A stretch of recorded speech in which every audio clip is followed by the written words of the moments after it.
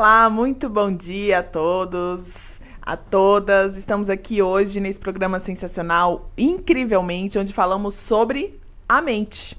Como a gente usar essa habilidade que nós já temos de uma forma a potencializar os nossos resultados. É para isso que o Incrivelmente existe.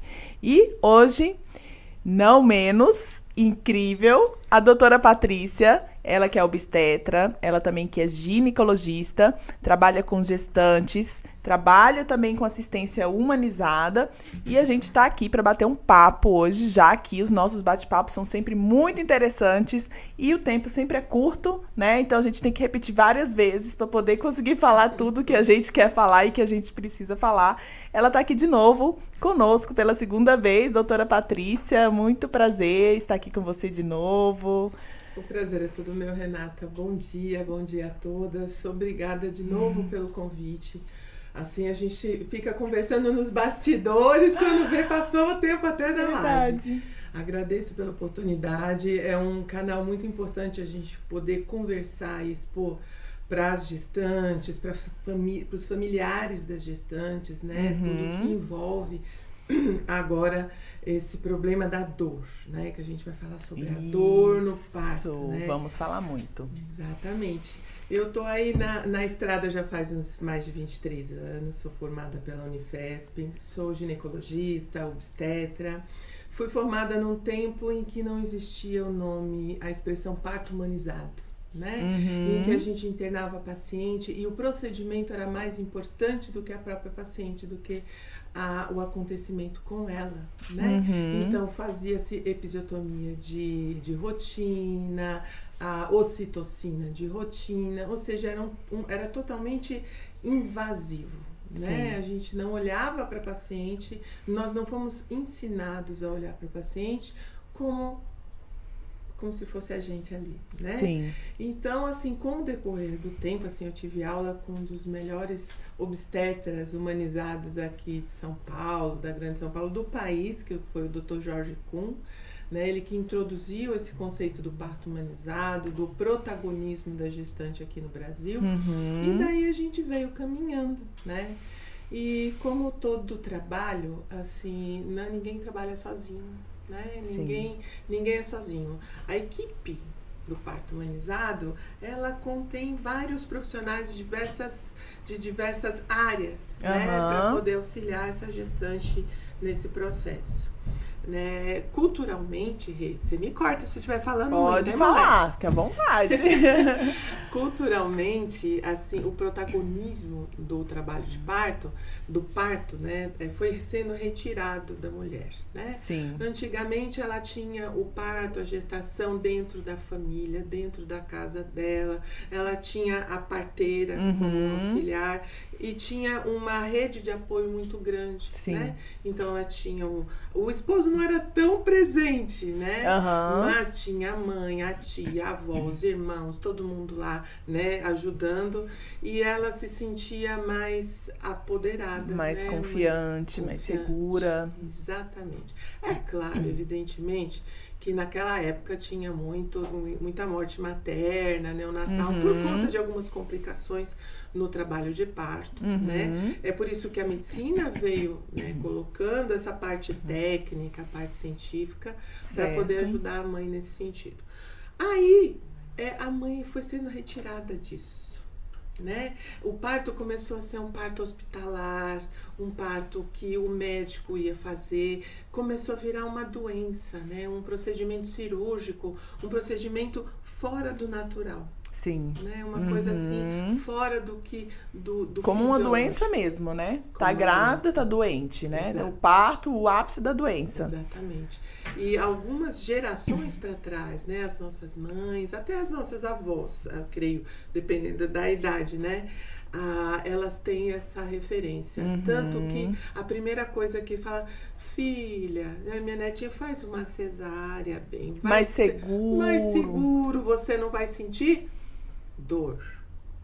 Mentira, porque depois sente. Mas, então, passando isso para a gestante, né?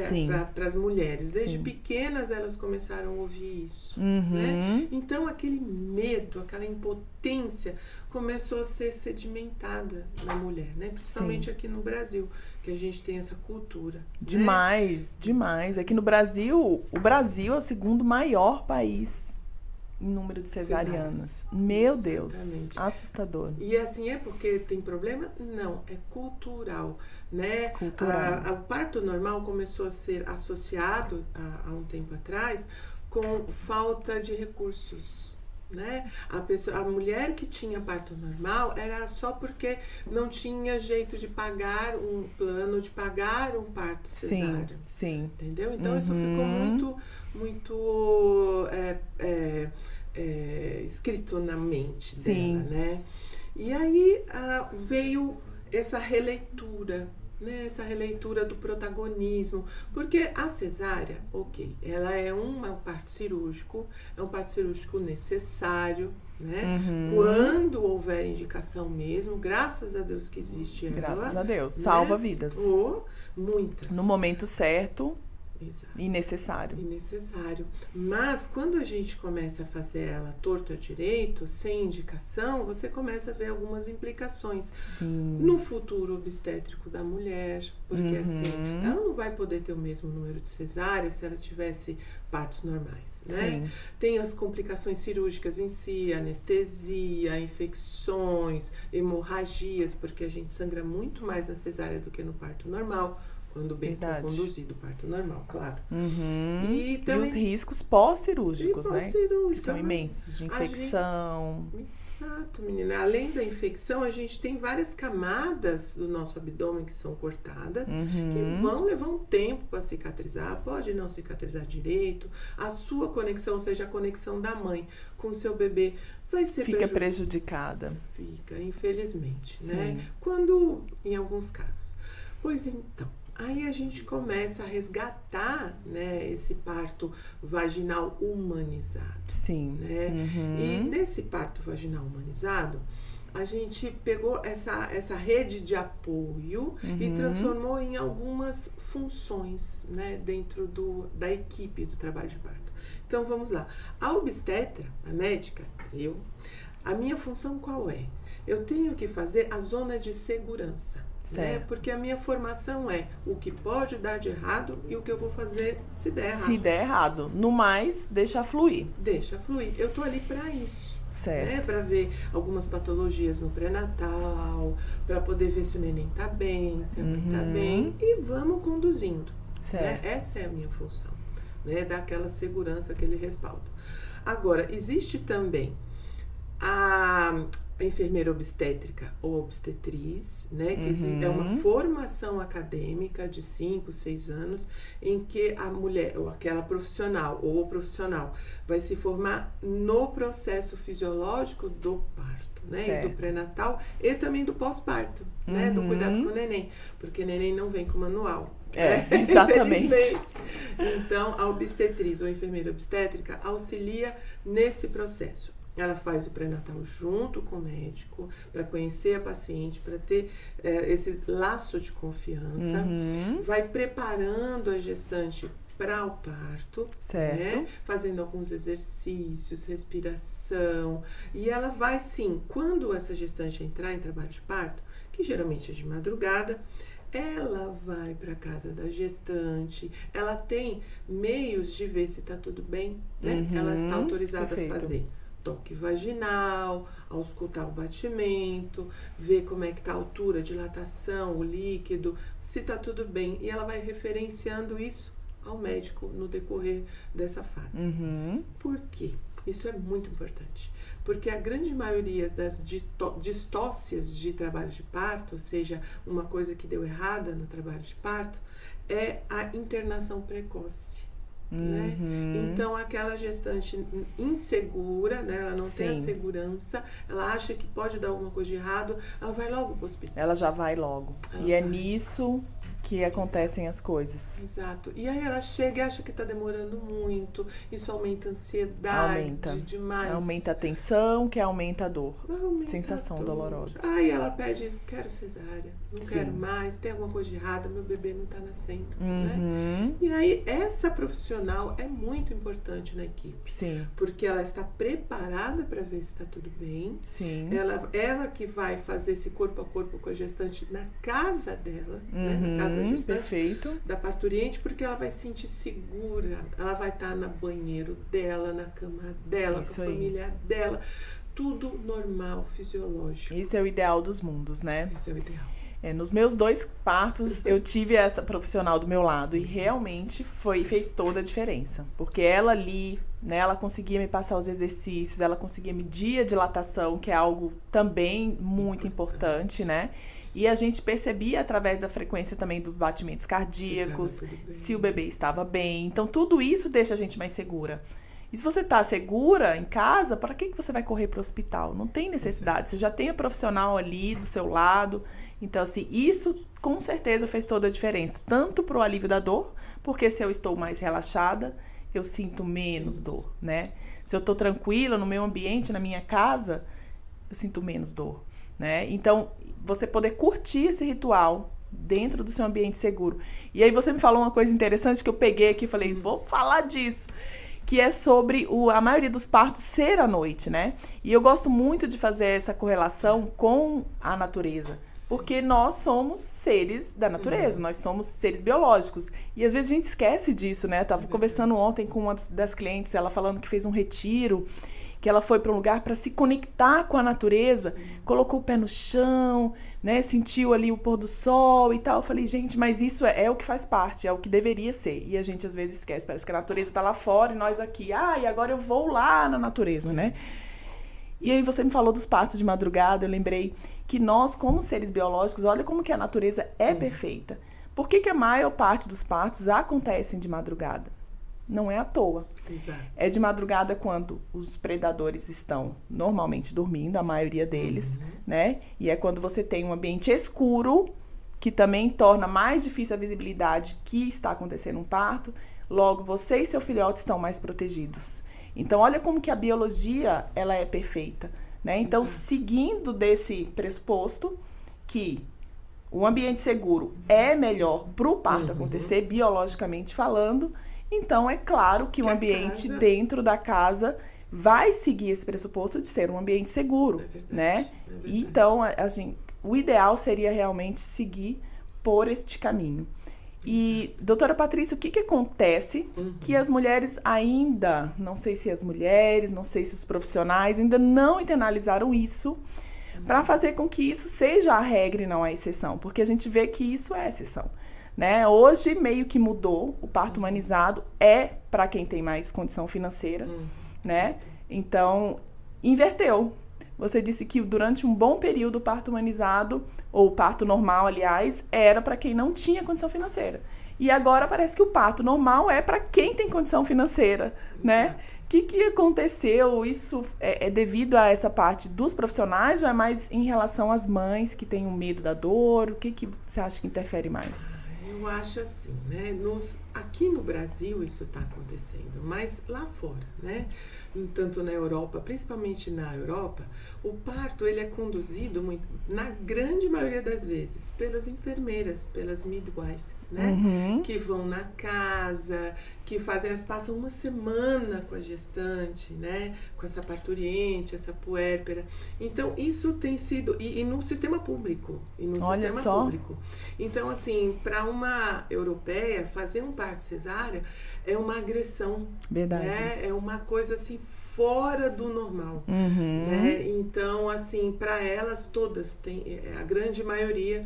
É uma sensação horrível você fazer uma cesárea. Né? Então, existe todo um programa do governo, uma conscientização assim, dos familiares nesse sentido. Certo. Né? A programação é o parto vaginal.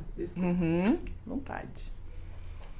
Mas aqui, as coisas... Né? Por conta disso, dessa cultura da cesárea, do medo da dor, né? E agora é somente uma parcela pequena da população que tem um poder aquisitivo mais alto pode arcar com os profissionais que fazem parte dessa equipe. Com a enfermeira, obstétrica, às vezes com a doula, né? Exato. Até um ambiente onde tem uma banheira, etc. Então, tudo isso tem um custo maior. Mas mesmo que ela não tenha isso tudo. Mas agora está mudando. Bom, então, de um tempo para cá, as equipes, vamos supor, começam a ficar maiores e para assumir o risco, o profissional, ele vai cobrar mais, né, por conta disso.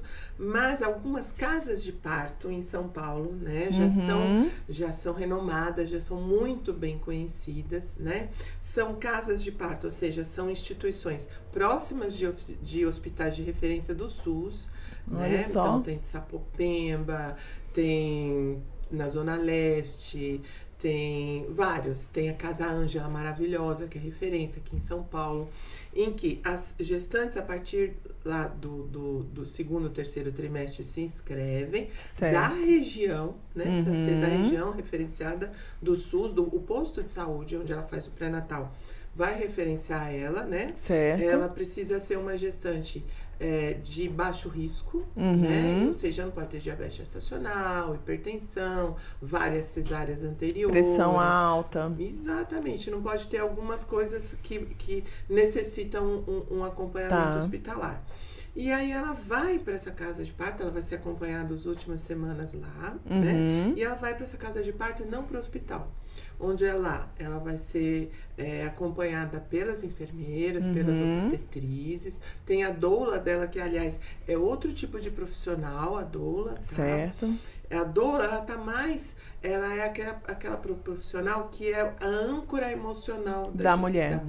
Isso, exatamente. Ela não tem uma formação para condução do trabalho de parto, mas ela tem uma formação para auxílio, né? Aquele auxílio emocional, é a âncora, é o ponto de apoio que ela vai ter de segurança, né? Então a doula sim faz parte também da equipe e ela tem o direito de levar para o hospital também, assim como a sua enfermeira obstétrica, e nada tem a ver com o acompanhante, que é outro ator, né? É outro componente. Outro personagem ali do processo. Exatamente, outro personagem do processo.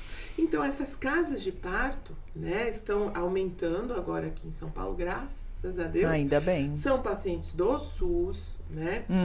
Então, ela não paga nada para isso, para ter acesso. Não paga nada. Ela só precisa se encaixar em alguns critérios de normalidade, né? E aí ela vai ser acompanhada lá, e no trabalho de parto dela vai ser acompanhada lá, no parto dela, e tem toda a estrutura. Aí vamos supor, acontece alguma coisa, os profissionais eles veem, olha, tá alguma coisa errada, a neném não tá descendo, tá entrando em sofrimento fetal. Essa casa de parto está próxima a um hospital referenciado, né, tem aquela ambulância esperando, e essa paciente vai ser transferida para esse hospital próximo, não pode passar, acho que 5 minutos de transporte. A comunicação é feita direta antes, né? Para quando a gestante chega lá, a parturiente chega lá, já vai para sala cirúrgica. Mas isso é sensacional. Isso é uma evolução realmente, né? E que está acontecendo aqui em São Paulo. Não sei se nas outras regiões isso já acontece, mas seria o ideal, até pensando economicamente também para os hospitais, né? Então, o lado econômico para os hospitais também é favorecido com tudo isso. E tem um estudo até que eu coloquei aqui, realizado pelo PLOS One, saiu no periódico PLOS One de 2018, mostrando que aqueles hospitais com práticas humanizadas, eles tiveram até uma redução na internação dos recém-nascidos. 2.000 recém-nascidos foram testados. E eles perceberam uma redução significativa na internação deles, quer dizer, devido a esse tipo de prática, né? Então, olha só como que não reduz muito, né? A parte de necessário de medicação para tratar o recém-nascido, para tratar a mulher, para, enfim, tanta coisa fora a mão de obra.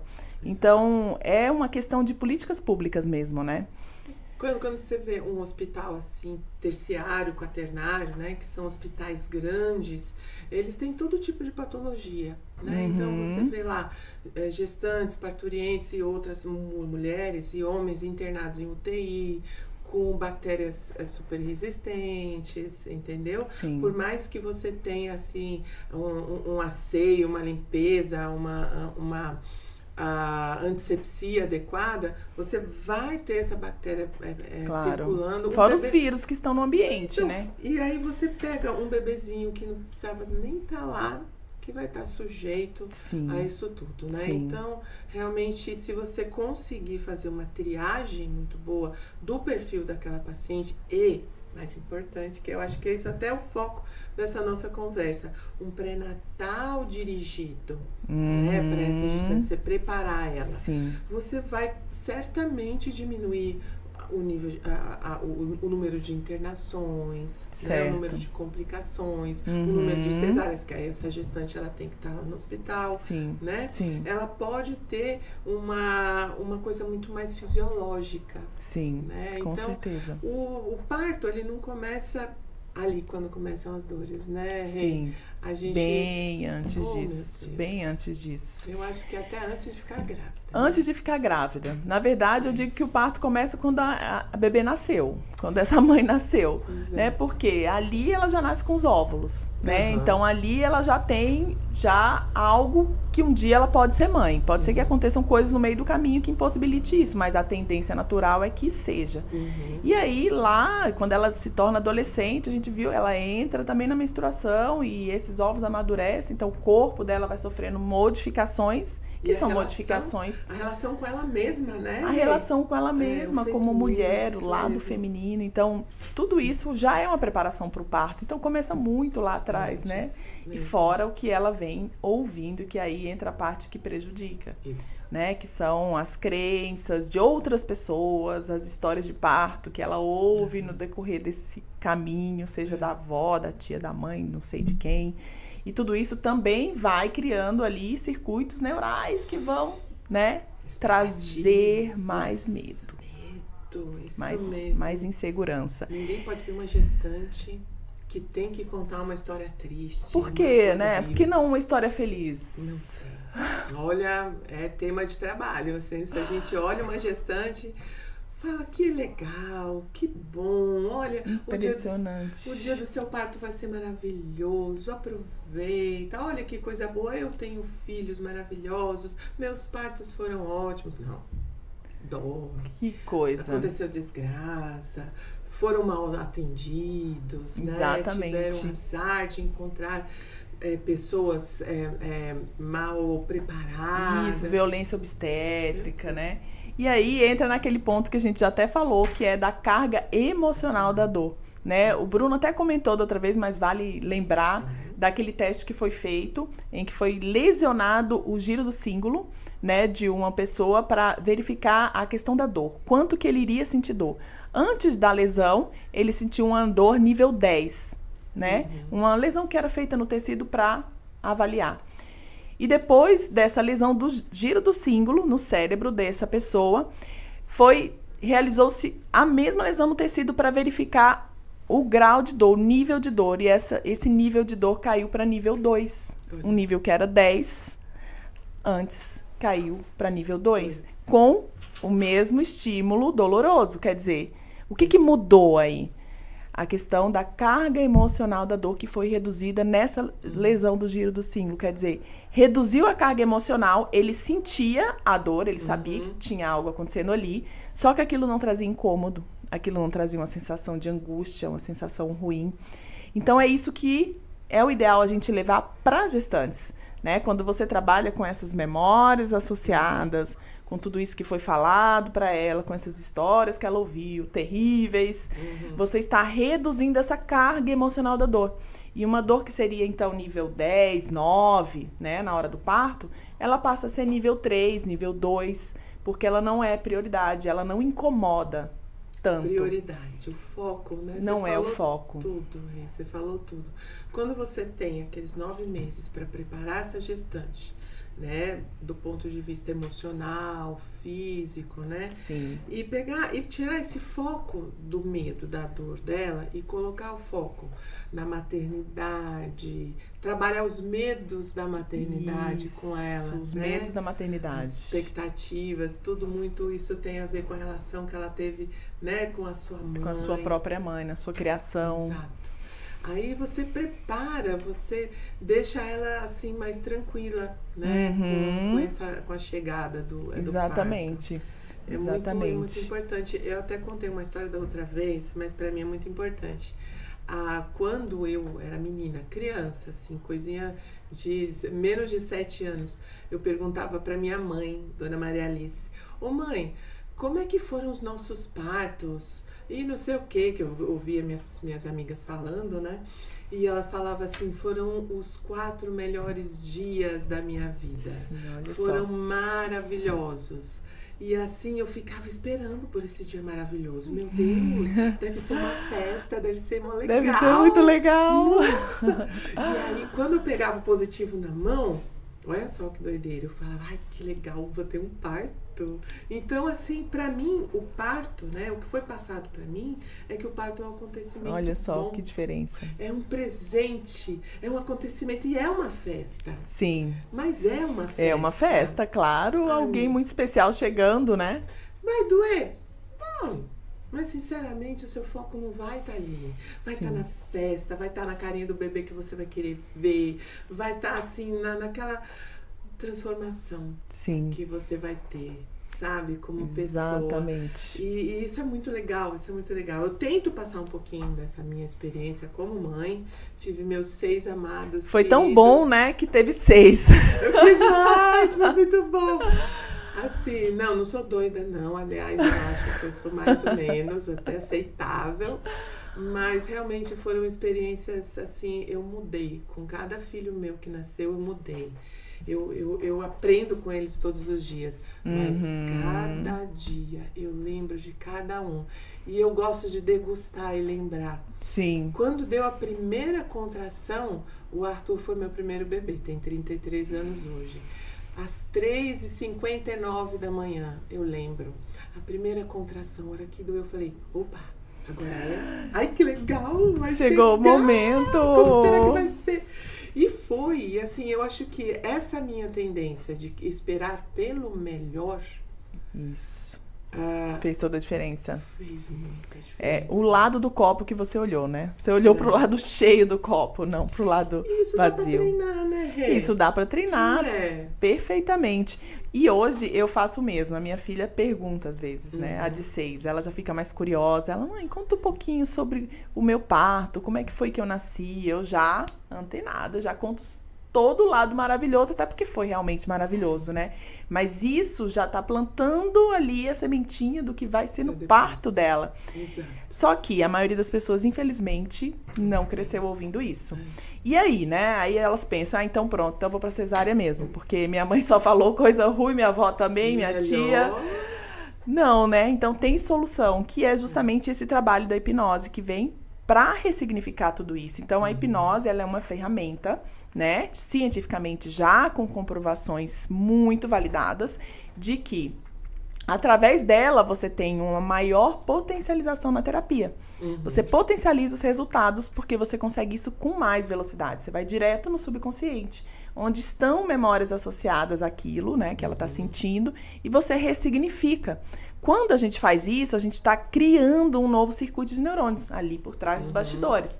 Está sendo criado um novo circuito de neurônios, um novo circuito responsável agora por um outro comportamento. Quer dizer, ela vai ter novas sensações, vai ter novos comportamentos, novos pensamentos, né? Com aquilo dali que está sendo construído, é uma construção. Então, a gente vai construir isso como? Com muitas sugestões positivas, enfatizando esse lado positivo do parto, né? De que é um bebê que está chegando. Imagina, a pessoa mais especial da sua vida está vindo de viagem. Não é um dia emocionante? Como é que você vai receber essa pessoa mais especial da sua vida que tá chegando pra morar com você na sua casa durante anos, eternamente ali, né? Enquanto você viver.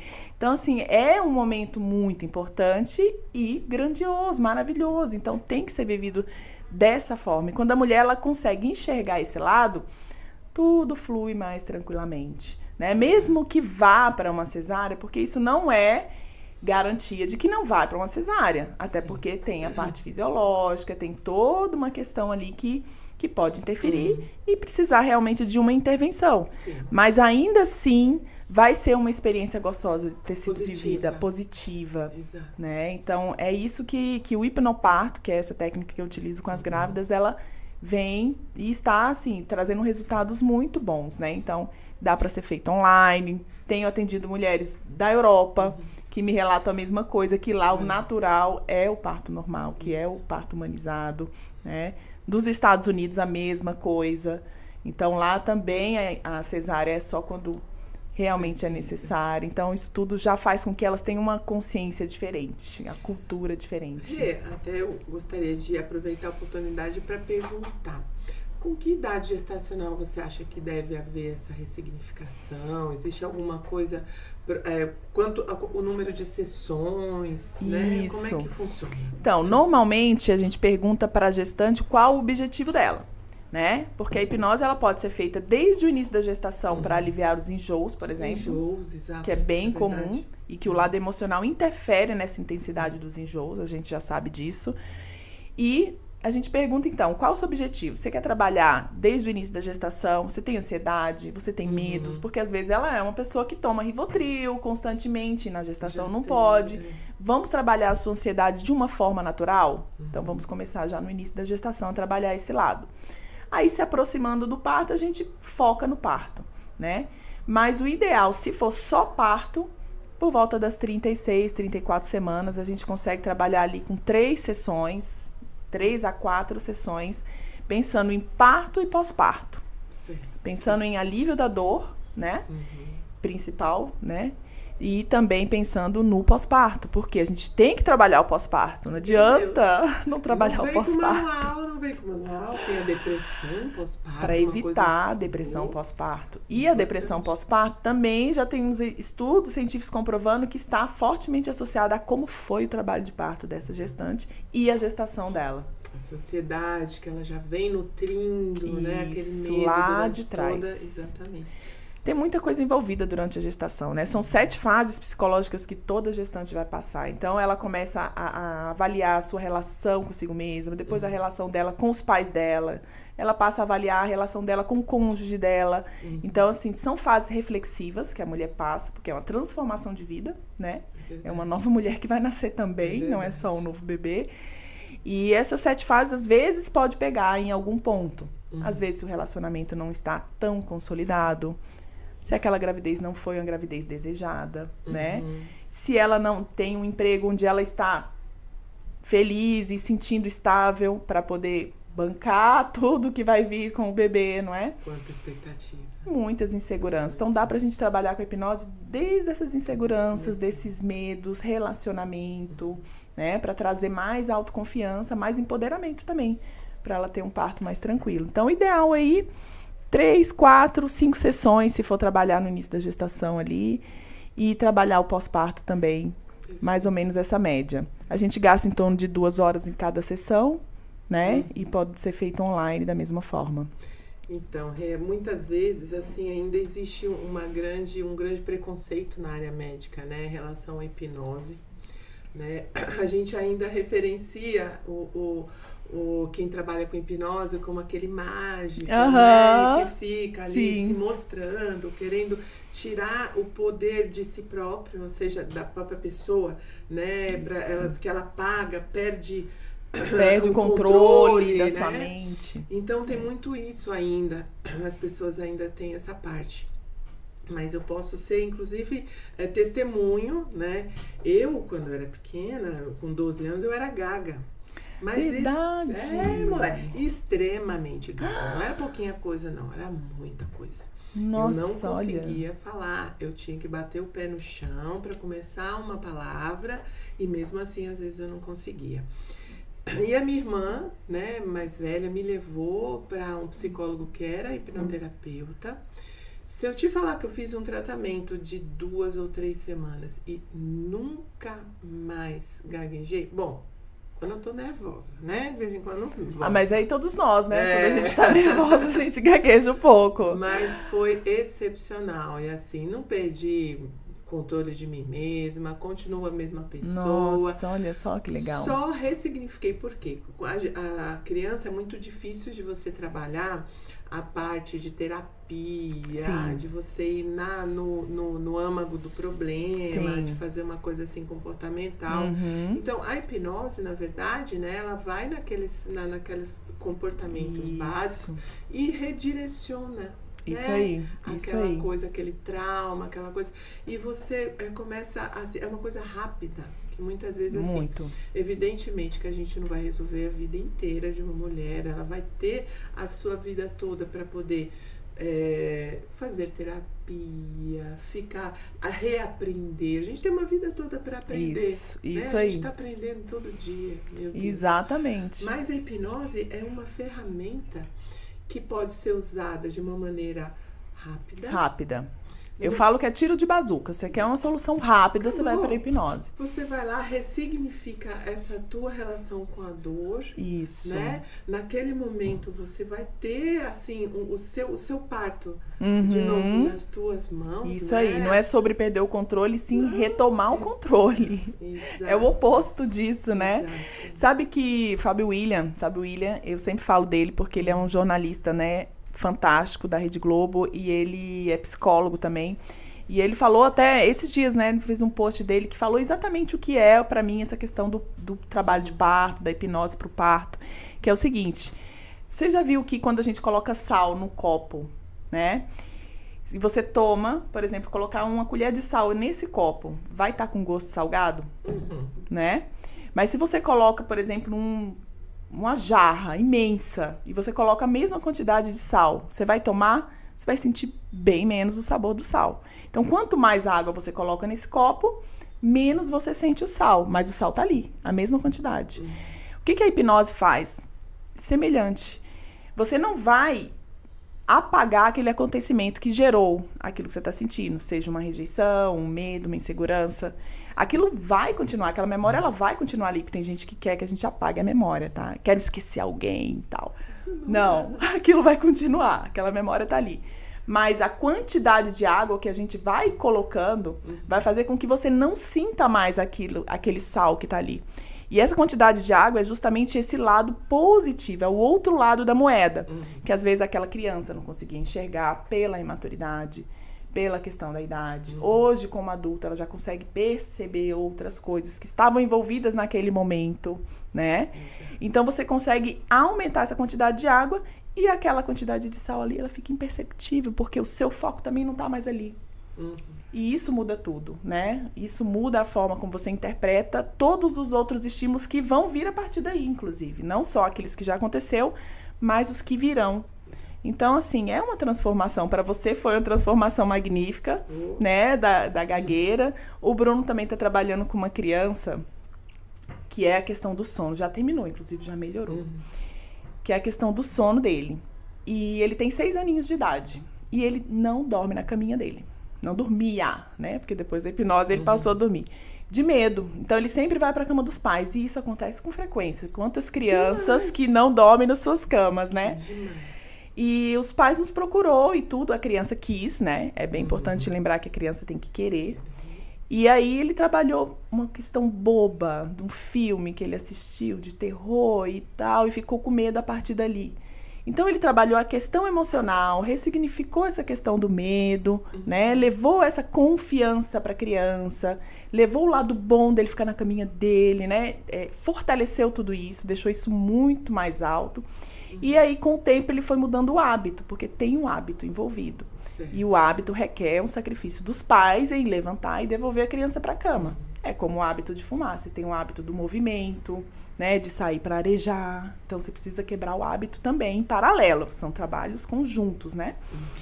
E com isso, a criança, com 3 sessões, conseguiu dormir. Hoje dorme na caminha dele, tranquilamente. E gostando de dormir lá, né?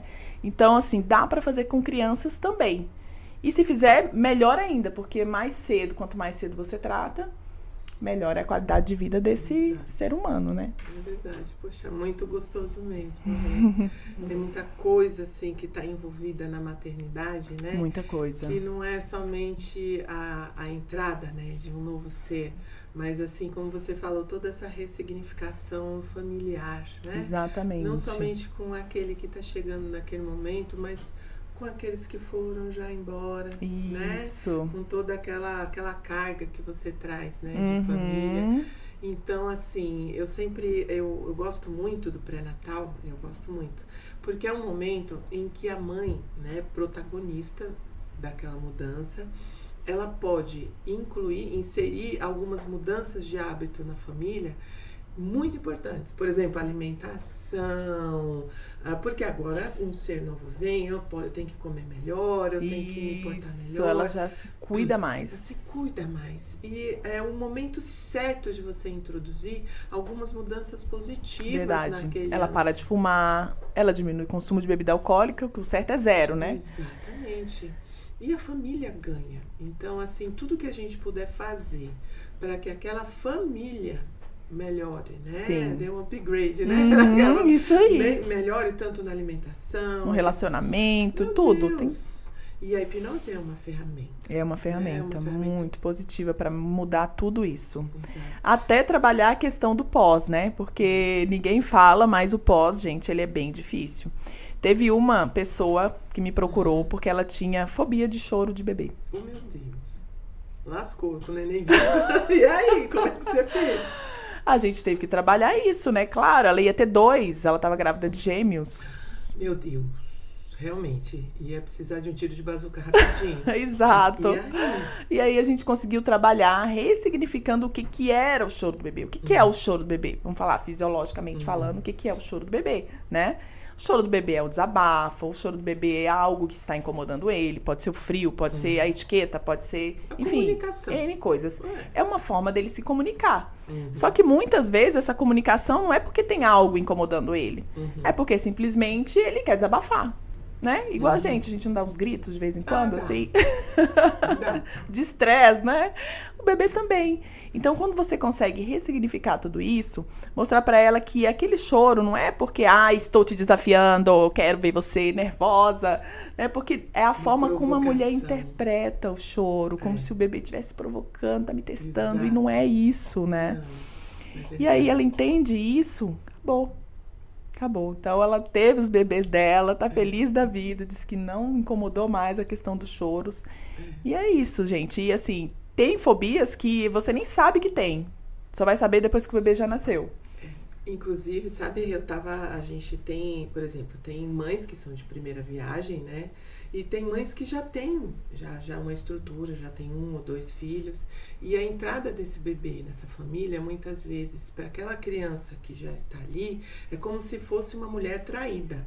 Ela tem uma sensação de que está sendo traída. A minha mãe foi retirada de mim.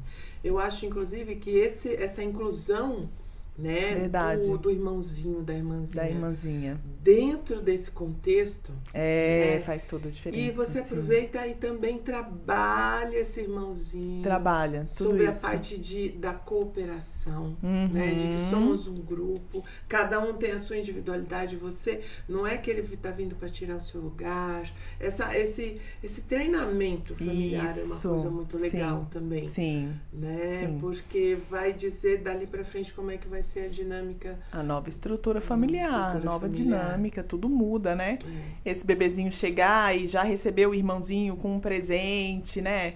Já incluir ele nos cuidados, poder trocar uma fraldinha ali, nem que seja só apertar a fraldinha. Não veio para tirar o lugar. Exato. Eu tenho visto tanto em algumas famílias esse ponto, sabia? De que o primeiro bebê, né, ou o mais próximo, né, começa a apresentar assim uma inquietude, dá uma regredir em algumas fases, né? Eu acho que isso também é um ponto que a gente para chamar atenção, né, querer ficar mais próximo do que é um bebê, né? Eu também preciso de atenção, né? E aí incluir esse treinamento desde o comecinho, desde o pré-natal, falar, você faz parte Mas você é um indivíduo que não vai perder sua essência só porque chegou mais um. Exatamente. Né? Mas quem que vai ser o exemplo? Para quem que esse bebê, essa criança vai se mirar? Na mãe. Porque se ele percebe a mãe já com culpa, sabe aquela mãe que tá amamentando e tá assim, olhando com aquela cara pro filho mais velho, tipo, ai, meu filho, queria estar aí, mas tô aqui. Você já tá transmitindo, sem falar nada, um sofrimento. Um sofrimento. Exato. Então, assim, essa mãe estando segura do que ela está sentindo, de que aquilo é pro bem da família, de que não tem essa questão da culpa, você ressignificar essa culpa, também já vai ajudar nesse comportamento da criança. Olha quanta coisa, mulher. Oh, meu Deus. Mas é bom. É muita coisa, né? São várias coisas, mas são várias oportunidades, né? Sim. Não são vários problemas, são várias oportunidades. Oportunidades de ressignificar, de melhorar. Né? E por que a gente fala tanto desse início, né? Porque, gente, é o início de tudo. É o início de uma formação de um ser humano que vai ser um adulto, né? A gente esteve aqui com a Aline de Rosa, não sei se você viu, a Aline de Rosa é especialista em desenvolvimento infantil. Olha. E aí ela falou, né, que a personalidade da criança se forma até os 6 anos de idade. Então, pensa, é muito rápido. Então, esses primeiros 6 anos é a base do que vai ser esse adulto pro resto da vida. Então, a gente tem que se debruçar sobre isso, tem que buscar conhecimento, informação, porque esse é um momento muito importante, né? Do que vai ser esse ser humano. Da autoestima, da formação da autoestima desse ser humano está ali.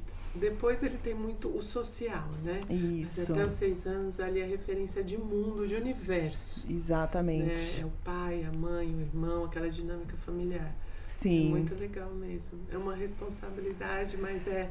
imensa, né? É uma alegria. Eu aprendo todo dia em casa. Todo dia. Mas é gostoso, hein? E o que você nota no seu consultório, assim, quando chega o casal para fazer ali uma consulta de pré-natal? O que você nota mais está insegura? Mais a mulher, mais o homem? Você já percebe ali a relação dentre eles?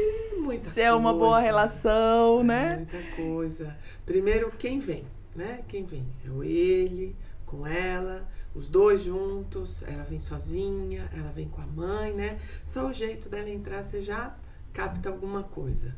E ali eu sempre faço uma pergunta. Eu pergunto sempre assim, meus parabéns, né? O que você, quando você pegou o positivo na mão, o que você imaginou? O que você imagina que vai ser essa jornada? Né? E ali ela coloca, né, os medos, o que eu tenho medo a grande maioria. Medo da dor. Medo da dor. Ninguém, assim, o grande medo não é o que você vai fazer com o bebê depois, como é que você vai criar. Amamentar, que é extremamente técnico. É a dor. A dor é ponto, o primeiro ponto. Né? E ali a gente vai trabalhando, né? Eu vejo muito dessa dinâmica familiar. Muitas vezes vêm os irmãozinhos junto. O que eu acho muito especial, acho que tem que levar. Incluir já nessa hora. Mas a dor é o principal, assim, é o que encabeça a lista, né, do que pode acontecer. E uma coisa muito legal, sabe, Rê, que eu gosto, é que nós temos uma ilusão de onipotência. Todos nós achamos que a gente vai, nos seus devidos graus, né, que a gente tem controle. Que a gente tem controle sobre tudo. Eu tenho controle sobre o meu corpo, eu tenho controle sobre o meu filho, eu tenho controle sobre essa gravidez, ele vai ser assim, quando ele crescer ele vai ser assado.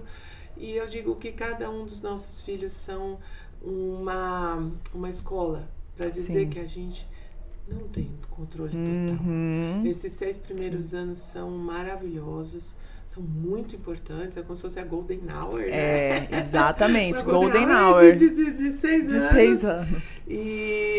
Mas a gente aprende a adaptar a situação, né? A gente nunca está preparado para algumas situações fora do seu controle. Sim. Né? E trabalhar isso, falar assim, tá tudo bem. Sim. Aconteceu isso, mas tá tudo bem. E aí, quais são as nossas próximas opções? O que a gente pode fazer aqui? Exatamente. Né? Tanto no pré-natal quanto no parto, principalmente. Né? Eu tenho o controle até aqui. Né? De mim, da minha concentração, Da minha respiração. Isso. E o resto é deixar fluir a natureza. E eu sabe que esse é o maior aprendizado que eu tiro da maternidade, é exatamente esse ponto. Sobre a gente não estar no controle. Porque a gente cresce a vida inteira no controle, né? Você escolhe onde você vai estudar, você escolhe a faculdade, você escolhe. E quando você engravida, você já não escolhe mais nada. Então, eu falo que ser mãe é uma acomodação contínua entre a expectativa e a realidade. Porque a expectativa, ela vem naturalmente. A gente sempre pensa no futuro, não tem como, né? A gente não é igual o cavalo, o coelho, que só pensa no presente, né? Nós não, nós somos seres humanos. Então, e é natural a gente pensar no futuro. Mas essa acomodação entre, não está saindo exatamente assim, e você se acomodar naquela realidade e ver o lado bom daquilo, isso é inteligência emocional. E isso a gente aprende muito na maternidade. Então, acho que esse é o grande ensinamento que a maternidade deixa para nós, né? Verdade. Existe uma coisa muito técnica, né? A minha parte é uma parte muito técnica sobre os perigos, sobre o que pode, os exames, o que pode, o que não pode, o que está acontecendo, o que pode estar acontecendo, o ultrassom, né? Eu fico muito na parte técnica, mas eu não deixo só ficar nessa parte técnica. Sim. Né? A parte técnica é um instrumento, né? É um mapa que a gente tem que seguir. Mas o caminho a ser percorrido depende de muitos fatores, e não somente da parte técnica. Esse é o seu grande diferencial como profissional, né, gente? Então, a doutora Patrícia é maravilhosa. Quem quiser encontrá-la, como é que as pessoas fazem, doutora? Agora eu tenho rede social, né? Instagram, Clínica Costa Curta. Tenho também meu site, www.clinicacostacurta.com.br, que a minha filha Gabi está fazendo. Uau!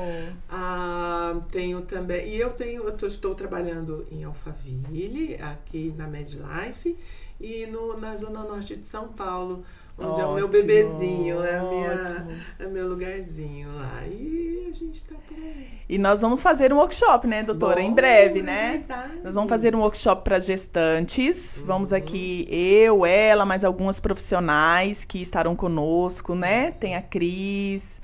Tem a Elaine, que estará conosco, é a nutricionista de gestantes. Temos ela que é a técnica de enfermagem. Vamos tentar trazer uma doula também, né?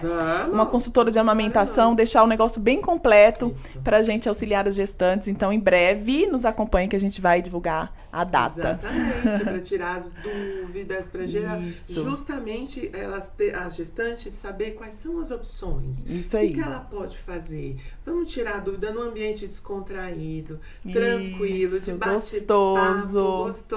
Criar uma comunidade, né? Criar uma comunidade ali, uma rede de apoio. Isso mesmo, Rê. Então, muito obrigada, doutora, mais uma vez por estar aqui conosco, com essas informações de tanta qualidade, tão importantes. Vamos passar essa mensagem para o mundo. Então, nos ajudem, gente. Compartilhe esse vídeo, né? Com gravidinhas, com mulheres que também estão tentando engravidar, até os maridos, companheiros também, porque muita informação de qualidade assim merece, ser disseminado. Isso mesmo.